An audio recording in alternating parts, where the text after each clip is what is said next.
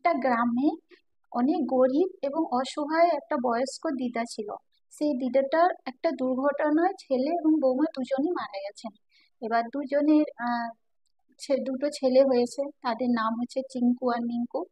তার দুটো অনেক ছোট ছিল, তার বাবা মা মারা গেছেন। তো অনেক কষ্ট করে দিদাটা অনেক লোকের বাড়িতে রান্না বান্না করে ওদেরকে মানুষ করেছে। এখন দিদাটার অনেক বয়স হয়েছে। দিদাটার বয়স হয়ে যেতে অসুস্থ হয়ে গেছে, 2-3 দিন ধরে বিছানায় শুয়ে আছে।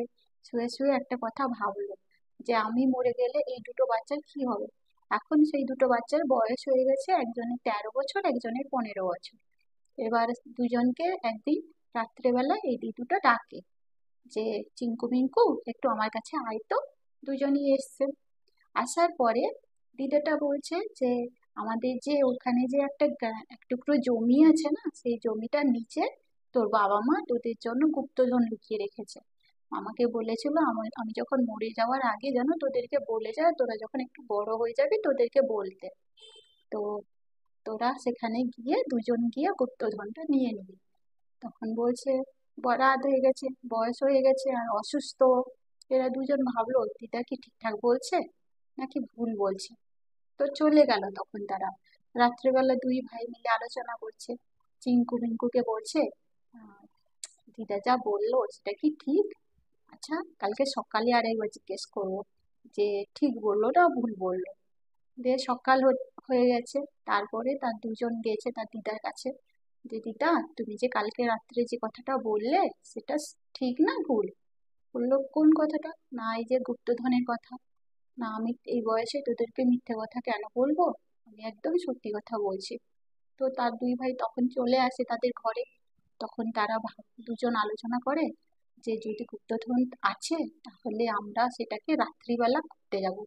এবং তাদের কাছে মাটি খোঁড়ার জন্য একটা কোদালও পর্যন্ত ছিল না। তারা কি করলো, তারা পাশের বাড়িতে একটা দাদুর বাড়িতে গেছে। তার নাম হচ্ছে গোপী দাদু। গোপী দাদুর বাড়িতে গিয়ে বলছে, গোপী দাদু তুমি বাড়িতে আছো? বললো হ্যাঁ আছি। তখন চিঙ্কু মিঙ্কু দুজনে গিয়ে বললো দাদু তোমার তোমার কোদালটা একটু দেবে? না কি করবি? না কাজ আছে, কালকে এসে বলবো কি করব। নিয়ে বললো আচ্ছা ঠিক আছে নিয়ে যা। দুজন বাচ্চা খুবই ভালো, সবাই ভালোবাসে, বাবা মা নেই। দিল কোদাল।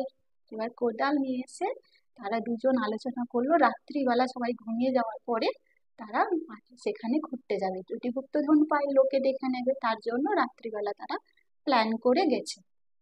এবার তারপরে রাত্রিবেলা হয়ে যাচ্ছে, সবাই ঘুমিয়ে গেছে। তখন চিঙ্কু মিঙ্কু কোদাল নিয়ে মাঠে গেছে। এবার চিঙ্কু বলল আমি হাফ খুঁড়বো তুই হাফ খুঁড়বি, ঠিক আছে? তো চিঙ্কু কোদাল নিয়ে মাটি খুঁড়তে স্টার্ট করে দিল। হাফ খুঁড়ে ফেললো, গুপ্তধন পেলো না। এবার মিঙ্কু বলছে মনে হয় আরো হাফ যে আছে তার মধ্যে মনে হয় গুপ্তধন আছে। তো মিঙ্কুও কি করলো, কোদাল নিয়ে আরো হাফ যে ছিল সেটাও খুঁড়ে ফেললো। এবার খুঁড়ে ফেলার পরে কোনো গুপ্তধন পেলো না।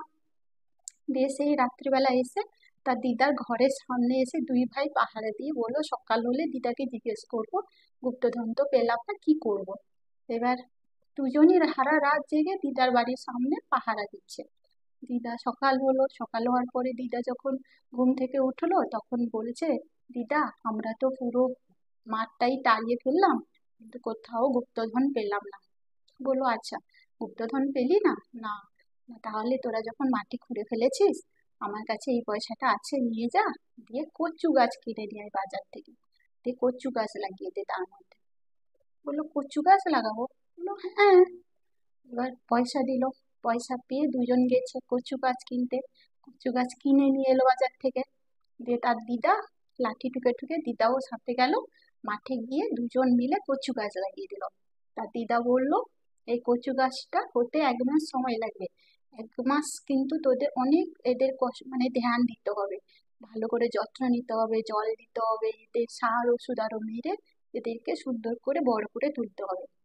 এর মধ্যে দিদাও কিন্তু মারা গেছে 1 মাসের ভিতরে। আর কচু গাছও 1 মাস বলতে বলতে কত সুন্দর হয়েছে। পুরো মানে মাঠ জুড়ে কচু গাছ পুরো সুন্দর হয়ে গেছে।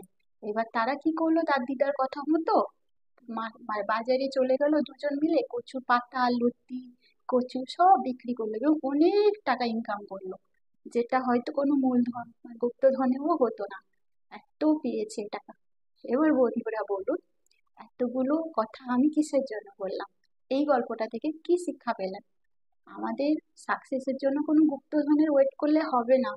আমাদেরকে নিজেদেরকে কঠোর পরিশ্রম করে যেটুকু আছে আমাদের সেইটুকুর ওপরে এত পরিশ্রম করতে হবে যাতে গুপ্তধনের থেকেও বেশি কিছু আমরা ইনকাম করতে পারি।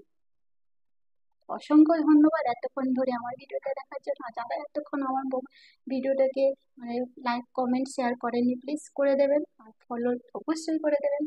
অসংখ্য ধন্যবাদ, বাই।